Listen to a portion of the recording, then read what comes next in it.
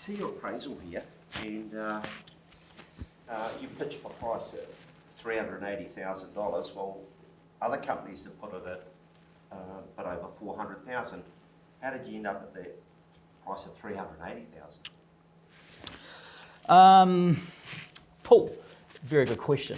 Look, what we tend to do is when we do an appraisal is we get obviously comparable sales and comparable properties that are on the market, and we come to, I suppose, a conclusion of where we see your property on today's market. However, look, they're 400, that's great. I'd love to see what they've used as comparables, because I think that's, the last thing you want is to get people buying your listing, Paul, so be very careful of that. But what I'd suggest to you is that our process, if the money is out there in the marketplace and that there's 400 for your property, we will get it, okay? So you have to trust in our process. So I can't promise you I'm going to get $410,000 or whatever someone else thinks they can get you, but what I can promise you that if the money is out there in the marketplace, we will find it. And our processes are working, and with multiple offer situations at the moment, many a time we are pricing a property to encourage multiple offers, and we're exceeding asking price by a long way.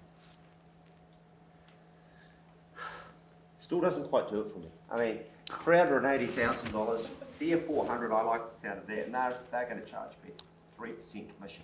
Okay. And you guys are at 4, and you want me to pay $2,000 marketing? What's that about? I know. That's John Ebert. So Paul, so what you're saying to me is what's important to you is the bottom line. So what you're saying is that whatever is in your back pocket that you want more of it, and you're saying they could probably produce that? Well, that's what it looks like in the appraisal. Okay. So look, this is how it works. So you're looking at the wrong end of the ledger here. So you're looking at the commission end of the ledger. I'm looking at your bottom line. Okay, so we trust in our processes and in our team and in our ability and our history, Paul, that we can get you the most money. So look, your 3.5 agent or 3% agent thinks they can get you this sort of money. I trust in our marketing, and this is why we charge for marketing, is that I can get you an offer. I'll probably get you an offer tomorrow, but am I getting you the best money in the marketplace, Paul?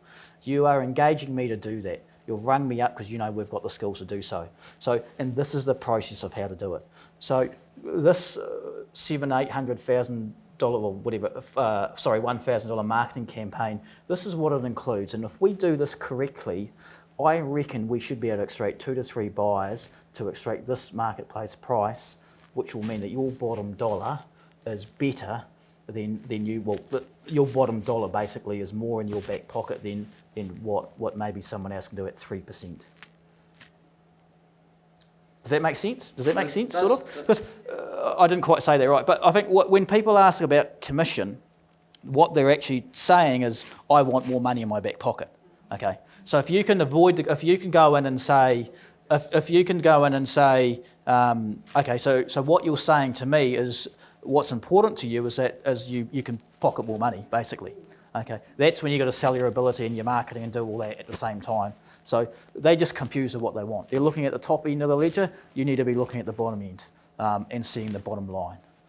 So that's how we get around that commission talk, because they're not actually asking for you to drop your commission. They just want more money in their back pocket. That's what they're actually trying to say without saying it. Well, but they don't know that. So tell them what they're actually trying to say. So. Cool. Anything else, guys? Good. Got anything else before we finish up? So in this situation, would you, if he obviously had someone else in, say Ray White, Yep. friend of the family, Yep. how would you combat that if he came back and said, well, look, we've got a friend of the family that we're looking at going with, how would you compete against that? Okay, so you try to establish who you're competing with probably from the start anyway. But look, if they, I don't know, you'd use it to your advantage, I suppose. So if they're new within the industry and they're a friend, you'd work on your experience, I suppose, and you'd always work on business and friends, and it comes down to hard discussion. So look, I say to people, I admire your loyalty, that's fantastic. The only thing is that when it comes to a hard conversation and we can't close that $5,000 deal and your agent needs to be reasonably hard. Are they able to do that? Can they actually have an honest conversation with you? Or are they too afraid that you may ruin your friendship? So you're engaging me as an agent. This is my job. I can have hard conversations with you. They won't take it personally, but with a friend won't say, look, your house is 20 grand overpriced. And what will happen is if that friend doesn't sell that house, there will be a bust. It won't be good. Yeah. So, but that friend is too scared to have that conversation for that reason, not to affect the friendship. But it's going to happen regardless. If they don't sell a house, they go list with someone else, and boom, they do the deal straight away, and they'll just think that their friend's useless at the job. And if you all hang around the same circle of friends, really awkward because they're telling all their other mates that he's actually not that bloody good. So you could combat it that way, or you go the other way and say, look, am I the best? Do you think I'm the best person to have the last conversation with your purchaser?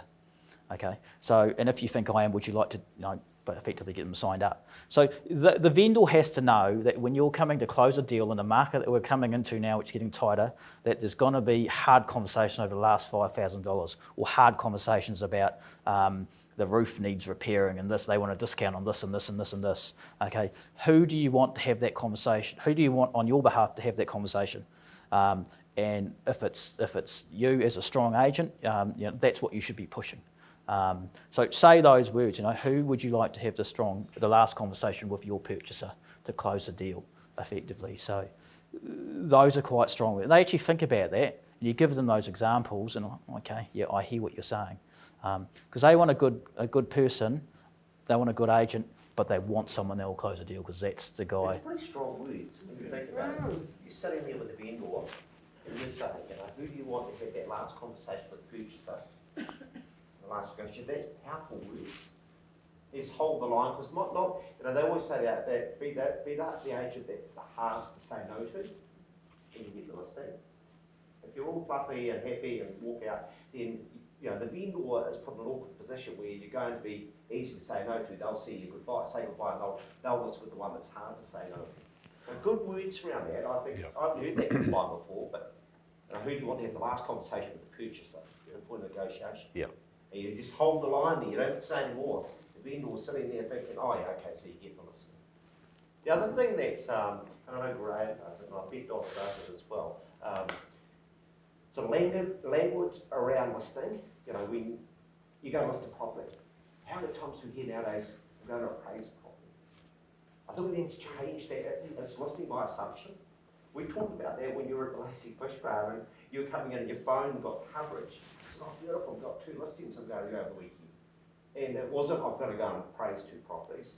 You guys talk it all the time. Yep. If I'm in the office, what are you doing? I'm going to list a property. Well, they're still going to compete with 3 other companies, but they're going to list it, the other company's going to appraise it.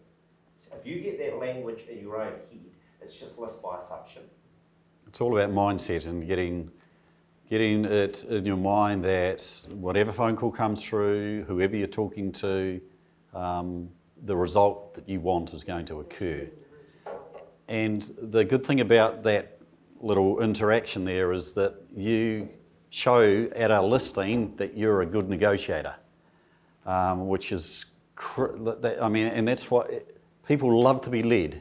And if you're good and get that down pat, what you're doing is showing them that you can lead, that you can negotiate, and that you're the best man to, when it comes to the sale of their house, that you're going to get the best price for them.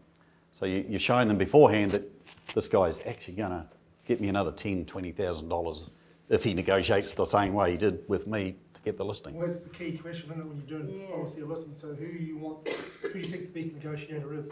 Or who do you want? You want to show him who the best negotiator is. Yeah. Some of the questions I've said in the past is that this person that's cut their fees and done all this, do they negotiate that or they just cut it? So you just spent the last 15 minutes trying to convince them that you're a good negotiator. How am I going so far? And we would never go into an appraisal thinking we're going to discount. That's If we think not that's even the in way our we're going to mindset. be listening, no, it's just crazy talk. Yeah, We want VPA out of them, and plus we want 4% plus 500 plus GST. yeah, and it's That's what you pay for the best professionals in the business. So and when you're hard on your purchaser at the other end, people, the purchasers were pissed off because they had to pay an extra $5,000 or whatever it was. That purchaser's coming back to you to list their house because they know how hard you. Yeah. So don't forget that, and they're not shit. They're not shitty with you. They know you've just done your job. Okay. So when you go again and ring through your database in 3 months' time and say, "How's that house going?" Don't have the mindset, they're not going to be quite receptive to this phone call, because I think a lot of times we are. Look, hey, how's it going? How's the house going? I told you the extra $5,000 would make you happy, blah, blah, blah, and because they love the house, all those little things, that's how you do real estate. It's simple, and this, again, back to, there was like a listing presentation. If you've got strong listing agents, go back and have those role play segments with them so you can close that deal. Because if everyone else got one more listing a month in your office, what would be your market share? What would be your income stream? One listing. We're not talking big numbers. You don't have to go out and list another 20 houses. Everyone in your office lists one more house. Suddenly it changes. The mentality changes within the office, around town. All those guys are going really good. Property brokers are smashing it. That's how you argue. That's how you show market shares, was having those conversations. Because no other agent, I guarantee no other agents are having those conversations. No one's having those strict, hard conversations. It would just be fee cutting like Brent said.